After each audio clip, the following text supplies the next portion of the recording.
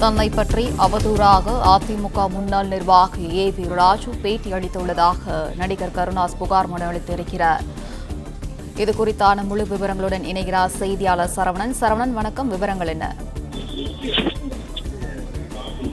அதிமுகவினுடைய முன்னாள் ஒன்றிய செயலாளர் ராஜு என்பவர் ஒரு சமூக வலைதளத்துல அவர் அளித்திருந்த ஒரு பேட்டி ஒன்றுல நடிகை த்ரிஷா குறித்தும் நடிகரும் முன்னாள் எம்எல்ஏவுமான கருணாஸ் குறித்தும் சர்ச்சைக்குரிய வகையில அவர் பேசியிருந்தார். இந்த விவகாரம் தொடர்பாக சினிமா துறையை சேர்ந்த பலரும் கண்டனம் அளித்திருந்த நிலையில தென்னிந்திய நடிகர் சங்கம் தொடர்பாக ஒரு அறிக்கையை வெளியிட்டிருக்கிறது. நடிகை த்ரிஷாவும் தொடர்பாக சட்ட ரீதியான நடவடிக்கை எடுக்கப்படும் என்றும் தெரிவித்திருந்தார். இந்த நிலையில அதில் கருணாஸையும் தொடர்பு படுத்தி பேசியிருந்ததனால் நடிகர் கருணாஸ் தரப்புல ஆன்லைன் மூலமாக சென்னை காவல் ஆணையர் அலுவலகத்திலே புகார் அளிக்கப்பட்டிருக்கிறது. சைபர் கிரைம் போலீசார் தொடர்பாக விசாரிக்கவும் உத்தரவிடப்பட்டிருக்கிறது.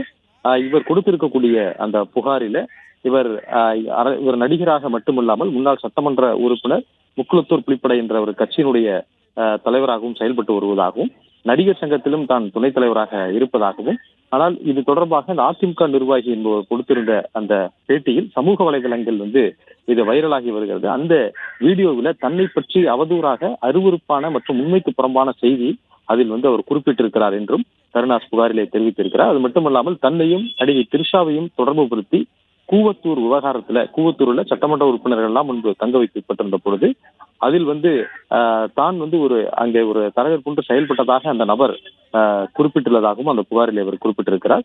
இது தொடர்பாக இந்த வீடியோ பல்வேறு சமூக வலைதள யூடியூப்களிலும் பகிரப்பட்டு வருவதாகவும், எனவே இந்த யூடியூப் தொடர்பாக அந்த வீடியோக்கள் தொடர்பாக நடவடிக்கை எடுப்பதோடு அவதூறான கருத்துக்களை பரப்பிய அந்த நபர் மீதும், அதாவது முன்னாள் அதிமுக நிர்வாகி ஏவி ராஜன் என்பவர் மீதும் நடவடிக்கை எடுக்க வேண்டும் என்று அந்த புகாரிலே அவர் குறிப்பிட்டிருக்கிறார். இது தொடர்பாக சைபர் கிரைம் போலீசார் விசாரணையை தொடங்கி இருப்பதாக தெரிவிக்கப்பட்டிருக்கிறது.